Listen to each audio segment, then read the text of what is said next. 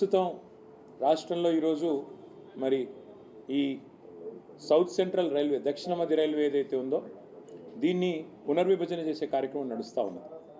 మేము గౌరవ మంత్రి గారికి చెప్పింది ఏమంటే, దయచేసి మీరు కాజీపేట ప్రజల కోరిక, వరంగల్ ప్రజల కోరిక, కాజీపేటలో రైల్వే డివిజన్ కావాలని రావాలని, అందులో భాగంగా దయచేసి కాజీపేటలో ఒక రైల్వే డివిజన్ని ఏర్పాటు చేయాలని చెప్పి మేము వారిని కోరడం జరిగింది.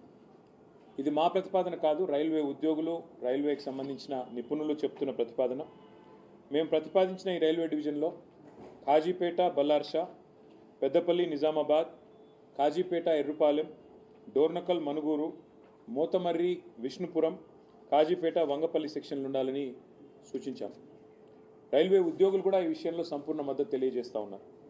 ఇక్కడ విషయం ఏమంటే 900 కిలోమీటర్లు మాత్రమే ఉండే గుంటూరుని ఒక డివిజన్గా చేస్తూ ఉన్నారు. మాకు ఆ విషయంలో అభ్యంతరం లేదు. అట్లాగే 2200 కిలోమీటర్లతో విజయవాడ గుంతకల్ డివిజన్ పనులు కూడా జరుగుతూ ఉన్నాయి. మరి ఇక్కడ కాజీపేటలో దాదాపు 2000 కిలోమీటర్ల ట్రాక్ ఉంది కాబట్టి దీన్ని కూడా డివిజన్గా ఏర్పాటు చేయాలని మేము కోరాం.